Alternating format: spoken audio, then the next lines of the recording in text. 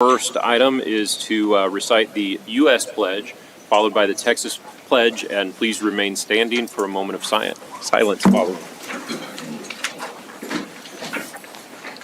I pledge allegiance to the flag of the United States of America and to the republic for which it stands, one nation, under God, indivisible, with liberty and justice for all. Honor the Texas flag. I pledge allegiance to thee, Texas, one state, under God, one and indivisible.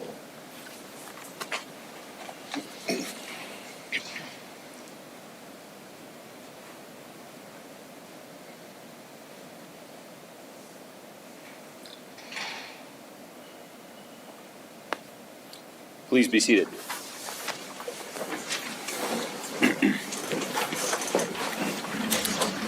This brings us to that moment in our meeting when we get to hear from the public. This is public comment.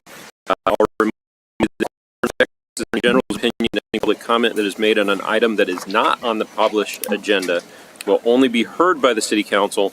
No formal action, discussion, deliberation, or comment will be made by the City Council, and each person providing public comment will be limited to 3 minutes.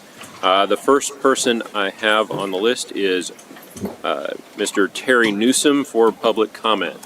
Mr. Newsom, you bring a coupon with you today? Well, I didn't bring a coupon, so I signed up for 3 minutes then. I signed up for 2 different ones instead. So I just want to talk about the food truck thing. Jim McDonald championed the main road extension since day one, a road that will open new frontage and drive traffic right past his bar, which could result in personal financial benefit due to the resulting increased potential customer traffic. Instead of excusing himself from those discussions and the votes on the Main Street extension project due to the potential conflict of his interest, he has chosen instead to brazenly champion the project, despite the fact that his business will be the primary beneficiary of that road extension. In January City Council meeting, Jim was the person that moved to pass a city motion to pay $1,690,000 for the property that butts up to his bar's patio, which is also the property for the right-of-way for Jim's Main Street Road. That amount the council approved is significantly more than double the 2024 property appraisal of $753,000 for that piece of real estate. Once again, instead of excusing himself from discussions and the votes on the purchase of that property, despite the potential conflict of interest he has chosen to brazenly be the council member that proposed the approval of the grossly overspend taxpayers' money for that piece of property that will ultimately financially benefit his bar. Now, after being denied twice by this council the ability to add what amounts to a free kitchen for his bar by parking food trucks on that property butting up to his bar's patio, he is coming back once again despite this conflict of interest. Jim's proposing the vote and voting for a piece of property in January only to come back before this council once again asking to rent that same property at well below the market values to park a mobile kitchen for his bar is the absolute definition of conflict of interest and abuse of his position as a city council to profit himself. Any food trucks on that city land should go through a bidding process, not be hand-selected by one city council member.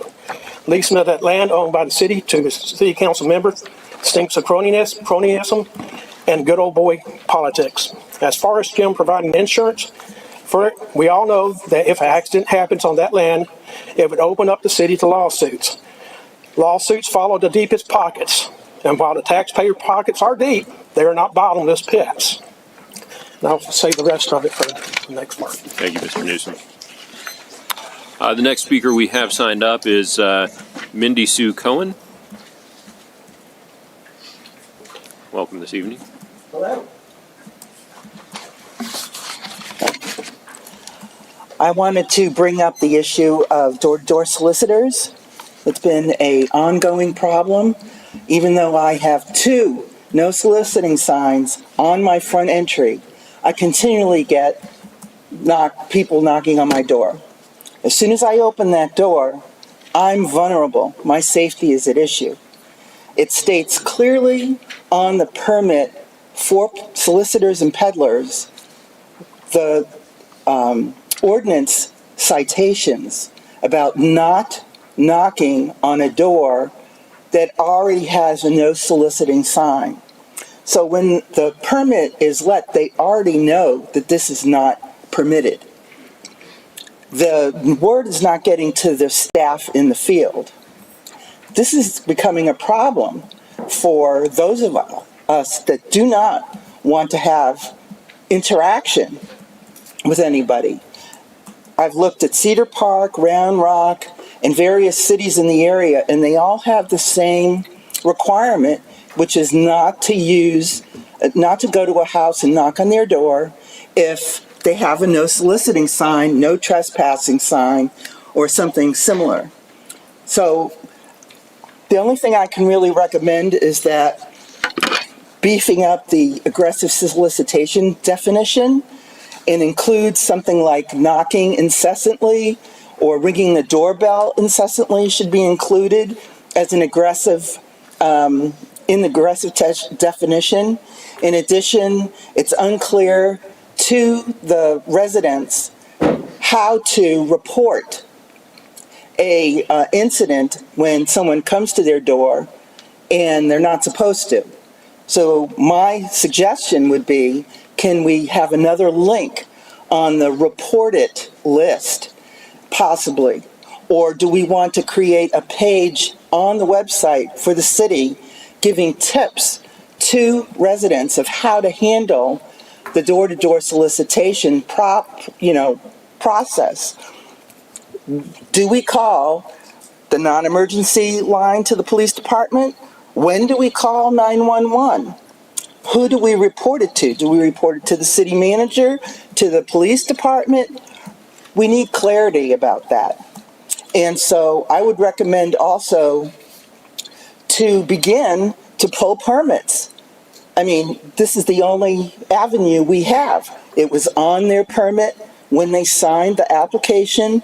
They should be aware of it. And it's a safety issue. It's a peace of mind issue.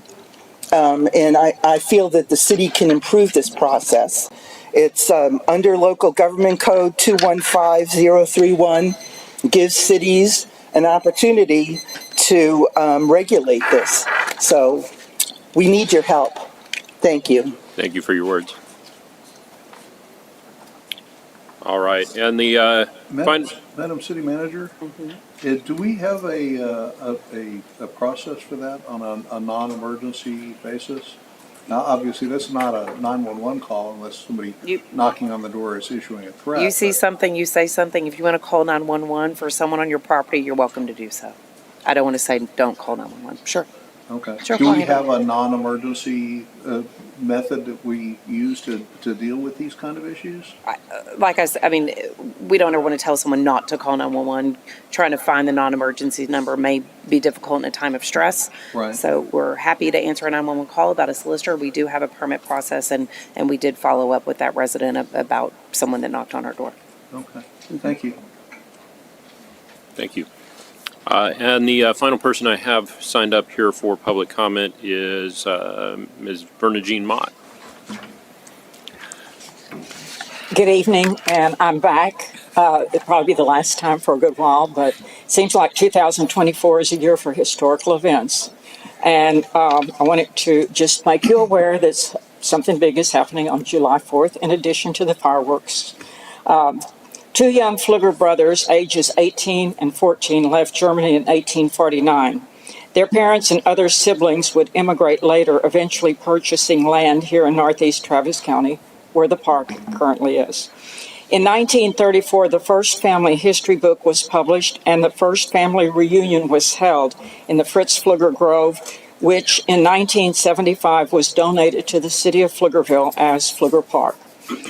In 1934, 432 of the 742 living members attended that reunion.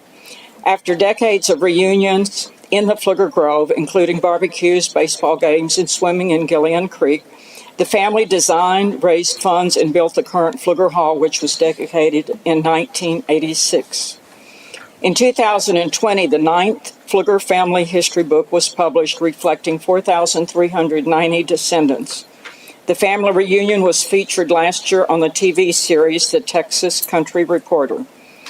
The family will gather this July 4th to celebrate the 90th reunion, and the only year since 1934 that the reunion was not held was in 1945 at the request of the United States War Department, and the U.S. government wrote to the family saying the reunion should be deferred until a later date when present restrictions are relaxed or removed, noting the conservation of gasoline is paramount in World War II.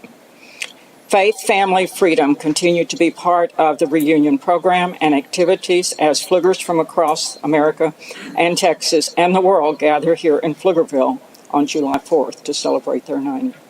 And currently there is a descendant serving in the Texas House of Representatives and in the Congress of the United States right now. Thank you very much. Very impressive. Thank you, Virginia. That's all I have who have signed up for public comment. Is there anyone else in the public wishing to speak during this time on items not on our agenda? All right. I believe I have a proclamation. I'll make my way to the podium.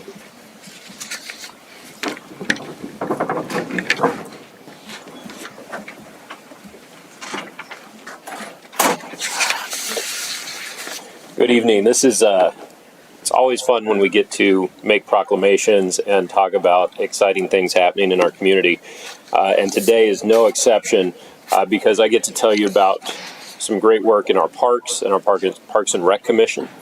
As you see, pollinators play a vital role in the reproduction of over 85% of the world's flowering plants and more than 2/3 of the world's crop species. The city of Pflugerville is home to a diverse array of pollinators, including the state insect, the monarch butterfly, which relies on Pflugerville as a critical habitat during its migration.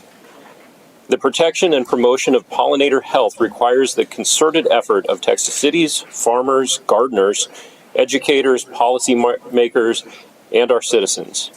The City of Pflugerville and the Parks and Rec Department are dedicated to public awareness and education about the importance of pollinators that can lead to positive actions and support and protect these essential creatures. So therefore, I proclaim June 2024 as Pollinator Month in the City of Pflugerville. We have Parks and Rec Superintendent Jonathan Hansen and members of the Parks and Rec Commission Pollinator Subcommittee here to accept our proclamation.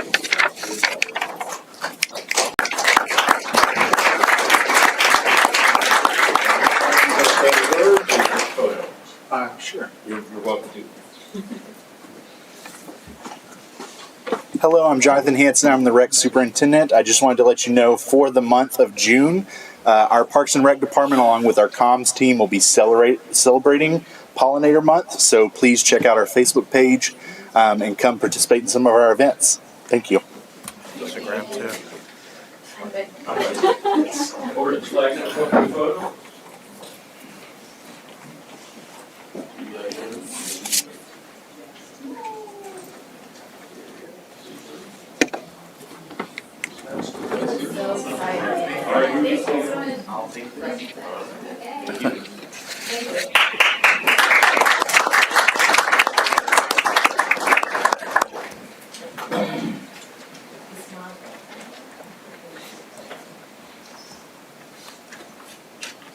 All right, we will move along to item 4B. That is a presentation to open the public comment period for the Community Development Block Grant 5-Year Consolidated Plan. Mr. Frizzell, welcome to the podium. Thank you, Mayor Pro Tem and Council. So this is an exciting item. This is something that happens roughly every 5 years, where we go through a process of establishing a consolidated plan for our Community Development Block Grant Program. What this is intended to do is to be able to establish the needs of the community. So we go through a process of drafting this plan, make it available for the public to review and to comment on, and then we will go through public hearing processes and eventually in August go through the adoption process. So today actually marks the day that we're making the consolidated plan available for public review and public comment. It's now available at the public library as well as Travis County Health and Human Services down on Foothill Farm Loops, also available on our website at pflugervilletx.gov/cdbg for review. So In the future actions, June 25th, we'll be doing a public hearing with our consultant coming forward to have conversations more about the consolidated plan and to hear any public comments that want to, or any public that wants to make a comment, and then we'll have a second one in July 9th. So that's it. But appreciate everybody taking the time to review it and then provide us with any comments that you have. Thank you. Thank you, Jeremy. Any questions while he's up there on the hot seat?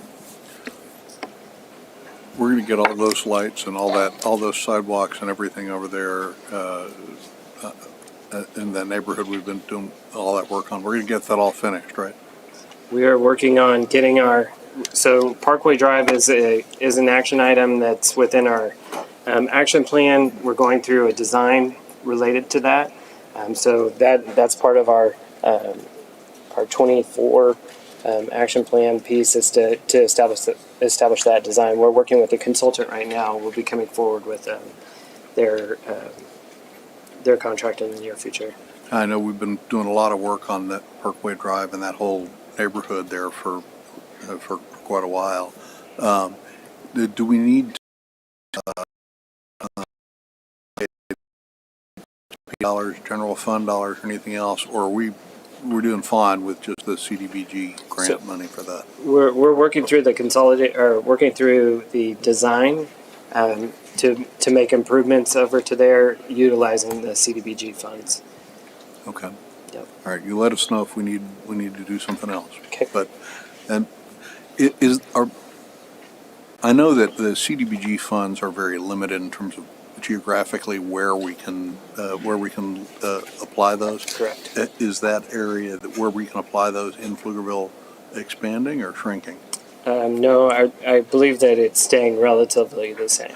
So we're Okay. still focused in those quadrants. It's more or less in that area. And there was another area on the south side of Pflugerville that's eligible for CDBG money. Yeah. Am I remembering that right? So I believe they're on the west end in the Windermere quadrant.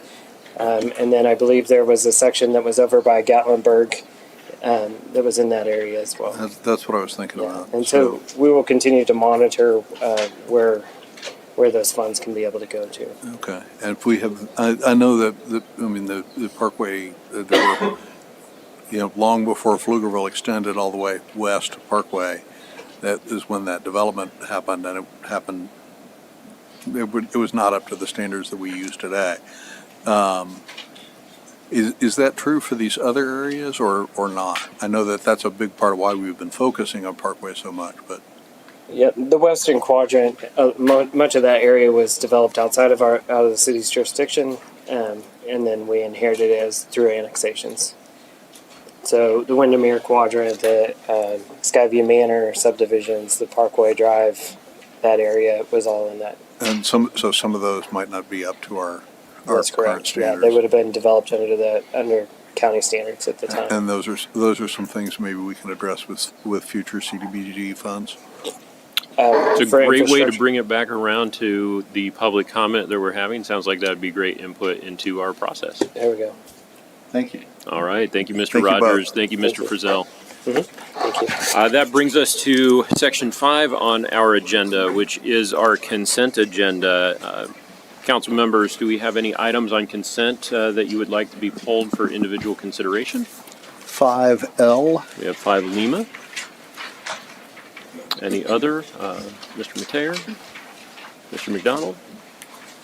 Ms. Holliday? All right. Caesar already shook his head at me.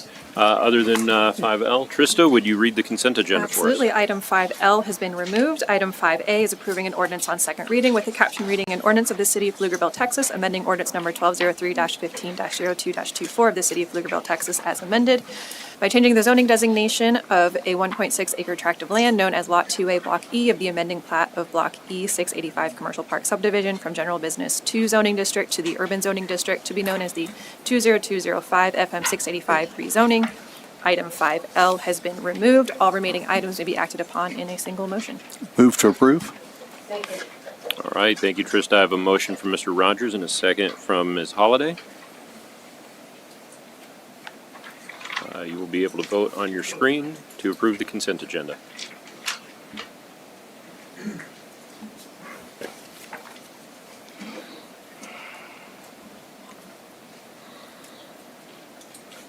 As you can see, that motion was approved unanimously. We will move along to Section 6. We will revisit item 5L towards the end of our agenda.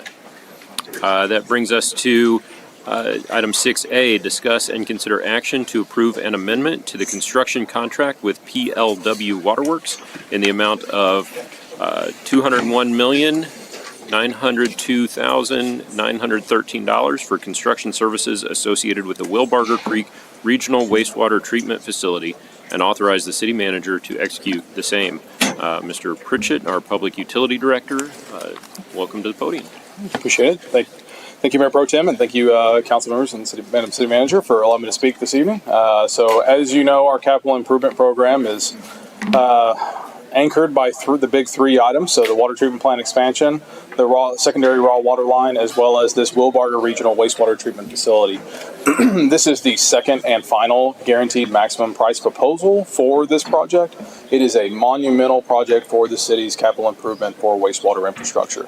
So, when we look at like the city's wastewater CCN, our wastewater growth, the majority of it will be served by this project and the phasing of this project going forward. So, as a quick reminder, we spoke about this in November on the first GMP, but as a reminder, this is a 6 million gallon a day wastewater treatment facility. So it's on 158 acres of land that the city currently owns. So that's off of Greg Lane next to Manor High School. So this is in order to serve new growth along the eastern side of SH 130 and our Wilbarger and Cottonwood wastewater CCN. So as a reminder, the CCN extends all the way out to FM 973 on the wastewater side.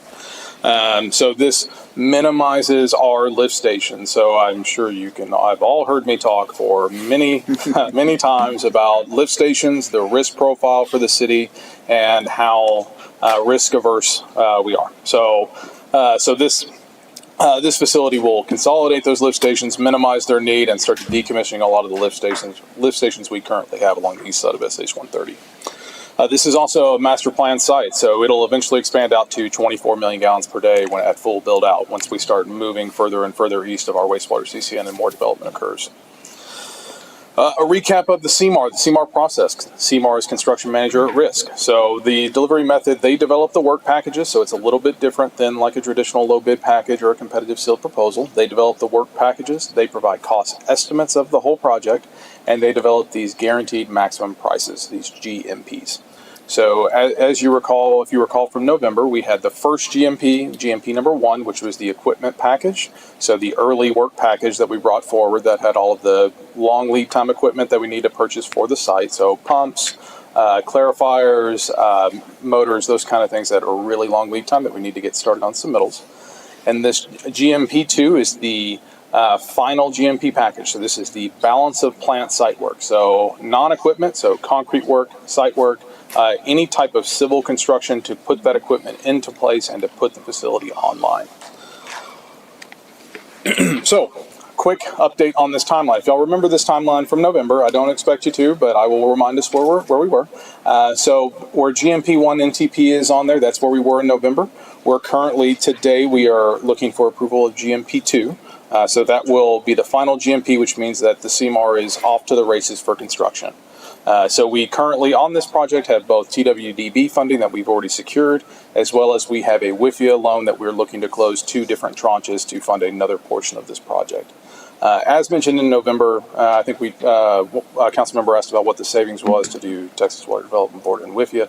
Our estimated lifetime savings of using these innovative funding mechanisms is about $50 million over the life of the loan. So we're looking for these innovative financing procedures as a way to save ratepayers money as best as we possibly can. So the GMP2 scope. So what all is included? What are we buying, right? So when you look at this facility, I know this is colors on a map for everybody. But so when you look at all of these balance of plant packages, you have area 1, which is the influent headworks. So where everything comes in and it is pumped up into the treatment process. You look at area 2. That is the aeration, so the biological nutrient removal. So that is our aeration where all the magic happens, all the bugs eat what they're supposed to eat. And then you have areas 3, 4, and 5, which are clarifiers, tertiary filters, and final disinfection processes as well. And then you have other balance of plant packages number 6, which is the operations facility and the maintenance facility for the plant. And then when you get into 7, it's more plant-wide yard piping. We have to obviously plumb every structure to another structure somewhere. There's yard piping throughout the entire project, as well as a lift station decommissioning at the end of it when the project is ready to be seeded. And then you get into electrical, site work, and HVAC, which are all supporting components of all of the different packages that are part of GMP2. Go back You got it. one if you don't mind. If I can, The Weiss Lane decommissioning, will that take place concurrently with or after the completion of this plant? So that's a little bit of concurrent, but mainly after. So we have to have the plant ready to be able to accept raw wastewater flow before we can decommission the lift station. So, but to put it as simply as possible, we're putting a plug in the pipe. When we're ready to accept wastewater, we pull the plug, it gravity flows to the wastewater plant because we need that wastewater flow to actually seed the plant. Okay. So that's the simple way to put it. There's a little more nuance, but after the plant is ready to accept flow. So Weiss Lane will be decommissioned in 2028? 2020, we start receiving flow in mid to late 2026. So, Okay. So I mean, you're at the end of 2026, beginning of 2027. The Weiss Lane will be completely decommissioned at Yes, that sir. time? Correct. Okay. So that should greatly reduce the likelihood of problems in that area. Yes, sir. There's and that's a very large lift station in the middle of a residential neighborhood. That's the second largest lift station in the city, isn't it? It is, if you count the influent lift station at the existing wastewater treatment plant, it is pretty much the largest. It has the largest capacity. It takes the most flow. The only one that surpasses it is the one that takes all the flow at the wastewater plant. Okay. And that's at the wastewater plant as compared to this location. Yes, yes, sir. But that one is a very risky situation because it is right sandwiched in between two houses, quite literally in between two houses. So right on Weiss Lane. The Weiss Lane lift station is between two houses? Yes, sir. Boy, I'd hate to be the people who live on either side of that. We communicate with them regularly. But yes, I hope they're all good communications. very positive. Yes, sir. We try to be as best neighbors as we can, but those are the problems with having lift stations close to residential neighborhoods. But that's kind of one of those risks that we have to mitigate. We have to spend money to be able to operate to make sure that we're not a nuisance neighbor to those neighbors all across the city where those lift stations are. Good. Look forward to it. I'll see. Yes, sir. Not as much as those neighbors do, I'm sure. I'm sure they're looking forward to it a little bit more. So the CMAR project total, so the pre-construction that was last January, that was the pre-construction services that was part of the CMAR contract. And then as you see on the chart on the right, there's the 2 guaranteed maximum price proposals. GMP1, which is that blue bar, that is what was previously approved by City Council in November, as well as equipment pre-procurement that we did previously. So the red bar is what we're seeking approval for, which is the balance of the plant, with the total for the project being at the very bottom of that at $247 million for the entirety of the project. Just real quick, can you tell me why those two numbers don't add up? Probably math on my side. The total is 247,671, and it may have been that I possibly messed up the slide. Transposed one of those earlier numbers. I probably did. We tried to combine it to where it's a little simpler instead of having a very convoluted slide. So it's probably. But you didn't transpose those numbers and the actual executions of the project, so we're good. The total number is, I think it's on the next slide. 247. It's not that there was a little Yeah. bit of cost savings in the one up top or something. Correct. And we had to combine pre-construction and GMP1 together, which I probably messed up the addition on that. The pre-construction GMP1 is closer to 45 than 47? Correct, yes, sir. Okay. So with that, we would recommend approval of this final guaranteed maximum proposal. I'm happy to answer any questions y'all might have about the Wilbarger wastewater treatment plant. As I'm sure all of you know, I can sit up here and talk to y'all about wastewater for a very long period of time. But we have a phenomenal team in the audience this evening. So we have the CMAR, we have the city's design engineer, we have the city's owner's representative, because this is such a massive project. We do staff augmentation for this project. But we've got a fairly extensive audience here. If y'all have questions for any of us, we're happy to answer them for you. Council, any questions? This is going to be the ability for DPR too as well, correct? Yes, sir. This allows us to, or IPR, Alright. indirect potable reuse or direct potable reuse. Can you articulate to the public what the difference between DPR and IPR? I absolutely can. So, as you know, I can talk for hours about this. Yeah, but so- this is important because in It the is. end, this is where cities need to start going because the cheapest water you got is the one that you is the one you already have. Yeah. So in IPR is indirect potable reuse. That is when you pump water out of a wastewater treatment plant to a receiving body to pump out into a water treatment plant to distribute out. So that is the, easy way to put it. Indirect potable reuse is to a body, you take it out of the body of water, treat it at your water treatment plant, and then send it out like potable water because it is potable water. DPR, which is direct potable reuse, you're taking directly out of the wastewater treatment plant, you're going directly to your water treatment plant, and you're treating it at the water treatment plant. Just there's no middleman in the DPR phase. If y'all have talked, I've talked with y'all numerous times about Williamson County return flows. This is our off ramp if we decide to go our own path. Our contract allows us to be able to pull. We have full rights of this wastewater stream, so we can take this water until it is in the creek. It is ours to do with what we would like to. And this wastewater plant serves customers outside of our water CCN, which allows us to take the water that they've paid for, treat the water, and pay us for the water. And that's going to be pretty significant, particularly at the clip of a cost. And to be able to get that that authorization ahead of time speaks volumes too, because that process takes about 7 or 8 years to actually go into implement. Water is a very long game, and it's a very long project. So This treatment plant will also be configured to support reuse water. So that's where, we are targeting reuse, so purple pipe reuse out of the central wastewater treatment plant because we already have that water.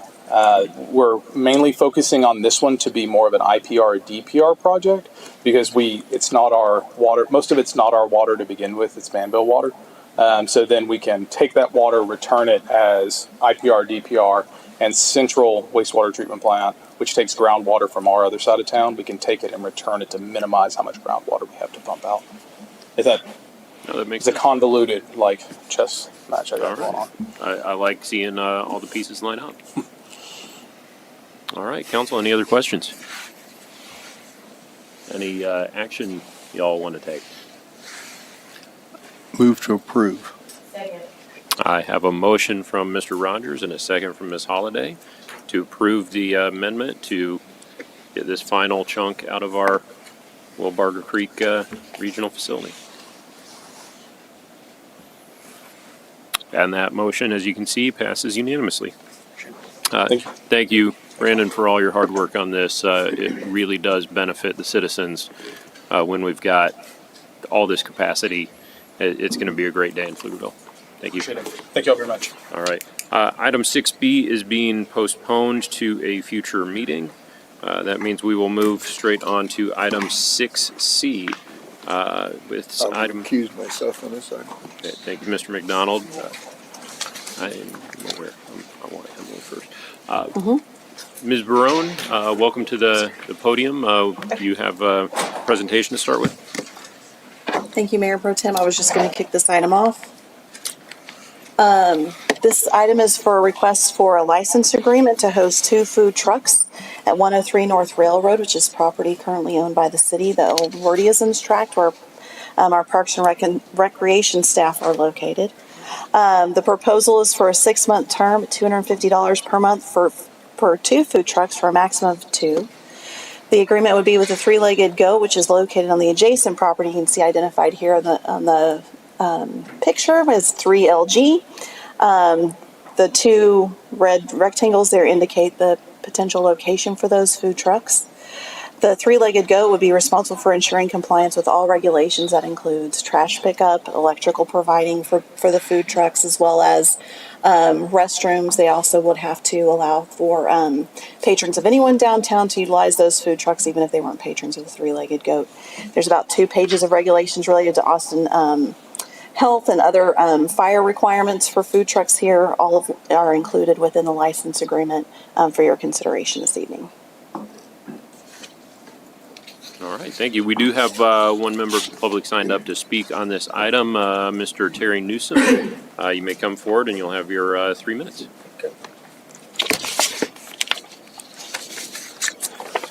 Could y'all pass these down?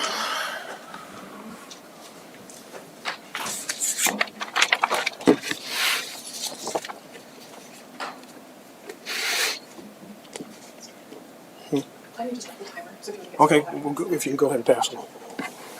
'Cause they need to look at it while I talk.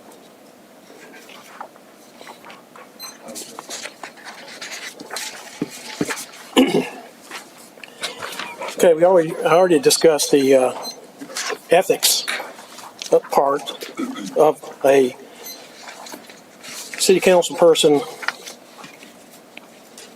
voting, being the person that votes for, lobbyists for, purchasing a piece of land for twice the cost of what the appraised value is. But this now is addressing the rental of that property, that same city councilman. $250 per food truck. Okay, I went online to www.foodparks.io for Austin, food truck locations. List all the food truck locations in the Austin area and what they charge per food truck for parking there.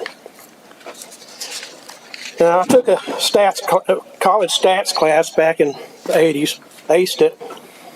One of the ways you do stats is to, if you have a very high end and a very low end number, you drop those off and you average the rest of them. Okay? So we do have one here for $200 in East Austin on 12th Street.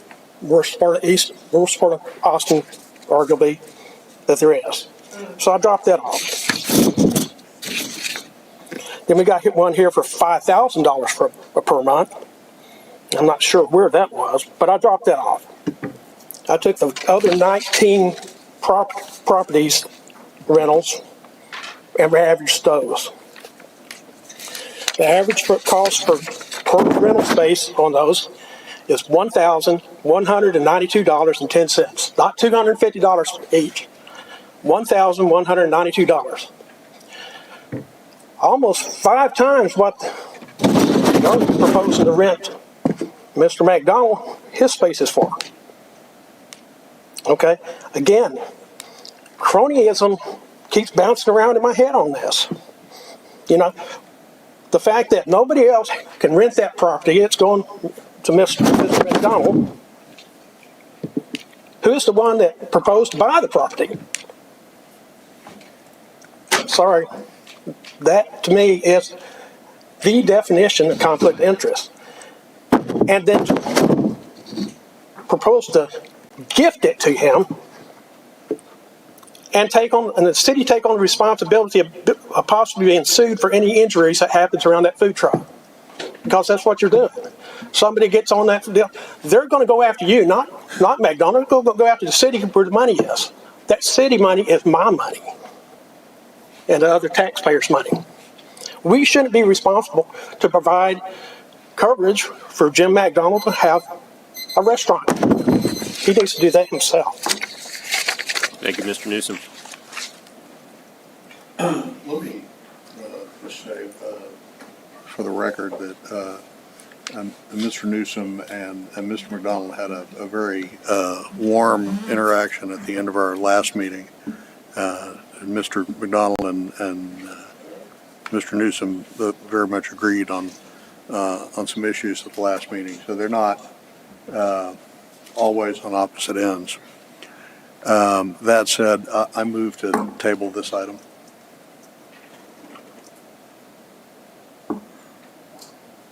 I have a motion to table. I guess I was just asking you to hold on, elaborate a little bit more. No, Ms. Holliday, I'm sorry. We either need a second or we need to wait for it to fail. And hearing no second, Mr. Rogers, I'm afraid your motion to table has failed. Ms. Holliday?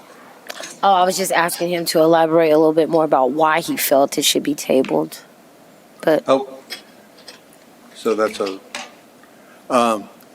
I don't think we need to move forward with this motion. Your This intent- item. So I think that tabling the motion, or tabling the item is the best way to deal with that. Rather than a motion to approve, just a motion to table, and move on to the next item. So that's, I would ask for a second on the motion. So is there Serena, is there anything that has changed since the last time this came before us? The difference would be that the city now owns the property rather than leases. That's right. How about the questions of insurance and everything? I'd like for us to go in executive session to ask for legal advice on the specific issue. Charlie, we're clear for that? Yes. All right, we will adjourn to executive session for legal counsel under 551. 07, doesn't matter. Legal counsel's fine. For legal counsel. We're in executive session. We'll be back shortly.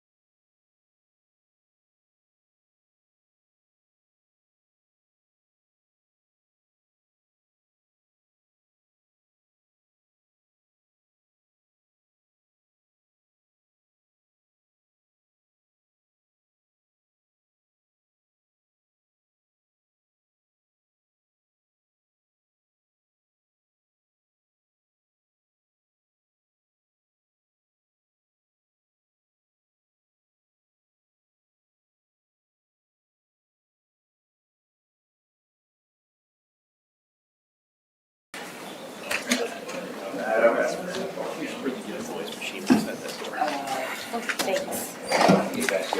think so. You've heard it before? No, she's saying yes. All right, the time is 7:52. We have returned from executive session. No action was taken. I will reopen our discussion on item 6C. I'd like to re-urge my motion to table.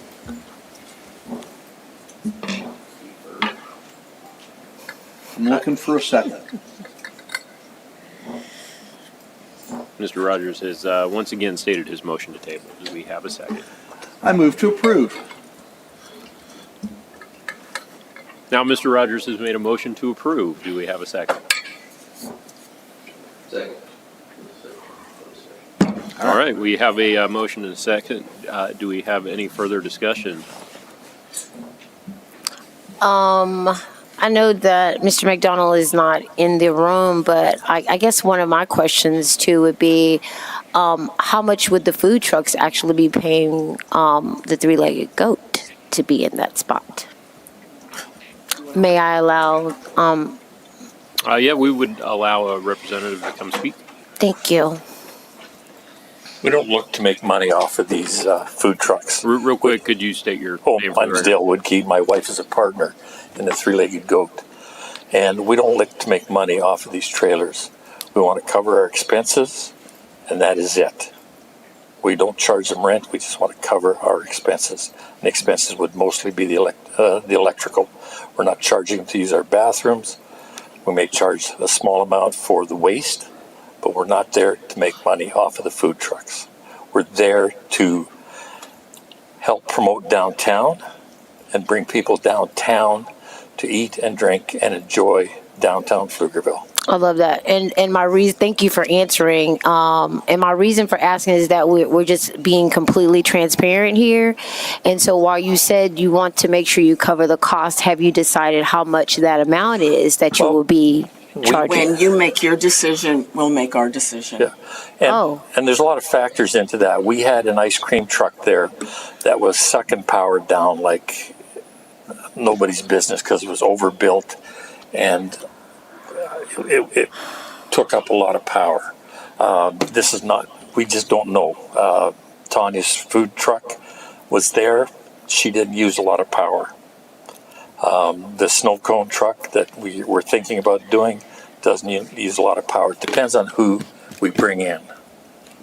Perfect. Like I say, the ice cream truck was overbuilt, and it got up to $500-600 a month. But we never charged them for that. Thank you. Thank you, Mr. Woodkey.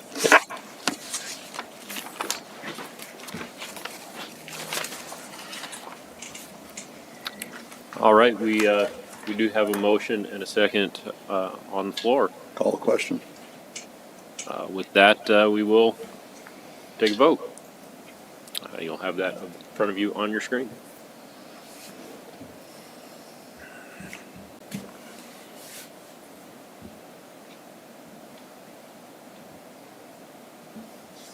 And I'm afraid that has failed. Thank you for allowing us to have that discussion. We will move forward to item 6D. That is discuss and consider. Actually, item 6D is something I believe we covered in. So we can pull 5L. All right. Go back to the pulled item. It is time for 5L. Let's go figure out what 5L was. Item 5L is approving a resolution authorizing the city manager to enter into a license agreement for RPC Stonehill Investments LP to maintain Pfluger Farms Public Parkland and providing an effective date. All right. I will ask Mr. Rogers, you pulled this item. Is there anything in particular you would like to know about it? I'm curious what the thinking is behind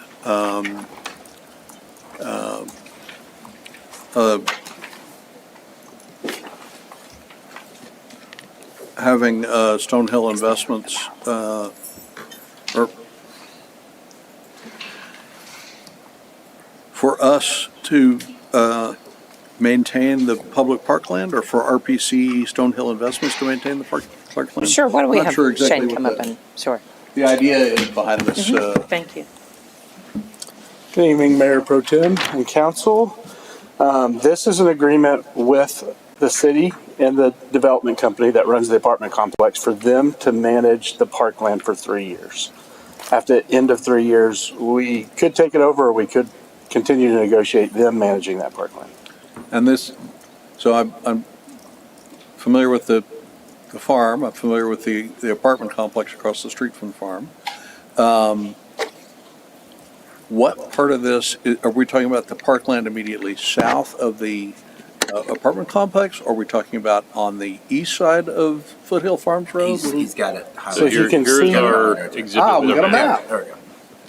it's the poorly drawn red line that I did. Did you do that? Or his child. You know, you can clip something really easy, but then when you start to draw on the clip You version, usually you can lines? mark 2 points and Oh, have it draw okay. a straight line. I might We'll need go a over that. refresher. You might have to use generative AI moving I might need a forward. refresher, but that property shows the north and the south locations of that 8 acres. It's got a trail on it that's 10 feet wide. It does connect to parkland, but that parkland is undeveloped right now. That's actually a drainage area for all the development that's north of Port Chester Castle Path, which is the longest named road in the city, I think. But No, Critters of the Moon Boulevard. there you go. Yeah. So it's our land, it's public parkland. We're asking them to maintain it for 3 years, and they're amenable to that. Instead of putting it directly on our tax roll. So, why are they willing to do that? Because we have negotiated or pushed for them to do that. Ultimately, they would love to just put it right on our maintenance team. We have something in the master plan. Now, this happened before the master plan, but we have something in the master plan that shows Pocket Park should be maintained by the folks that build it and ultimately are able to take advantage of it. Yeah. We don't have any teeth for that in our UDC yet. We're working with Clarion, which is a group that y'all approved for us to get some UDC improvements. We're working with them to carve that out. For now, it's just a negotiation that once this land comes, I have nothing to really enforce that, but we have been able to negotiate 3 years with them, and they are amenable to managing it for 3 years. And this is right outside of Highland Park and the apartment complex. Yes, sir. Is there access to this area from Port Chester Castle Path? No, that's undeveloped area there. That really is a drainage area for that. Ultimately, we will work to connect the trail to up to that Port Chester, but we don't have anything at this time. And I assume that the development wants to maintain this at a higher level than we would typically desire to maintain in the state it's in? Yeah, well, we would mow it much less frequency on the undeveloped side than we would near the trail. One single path on both sides of the trail. So yeah, they are going to maintain at least to that standard and then higher. Okay, that's what I was about to say. At least. Yeah. All right. 6 foot rafter. Yeah. They always complain about the rattlers there. So. Yeah. Doug walks up on them all the time. Oh, Luckily, he's got a 6-shooter with him while he's doing it. Doug's the only one that snakes go after. I don't know what that's. Are you mongoose? Is that what? Are you entertained? Is everything fine? Mr. now? Rogers, have Yeah. you had your questions on the Okay. I'm fine. Okay. Thank you All right. very much. I appreciate it. Motion I move approved. to approve. Oh, Shane's Go looking, ahead. he's Motion looking approved. spiffy today, too. Second. Look at him. All right, I have a motion from Mr. Mateer and a second from Mr. Rogers. You'll be able to vote on the screen in front of you. I watched Gladiator a couple weeks ago. And that item also has passed unanimously. Thank you for your time. Thank you for your attention, council.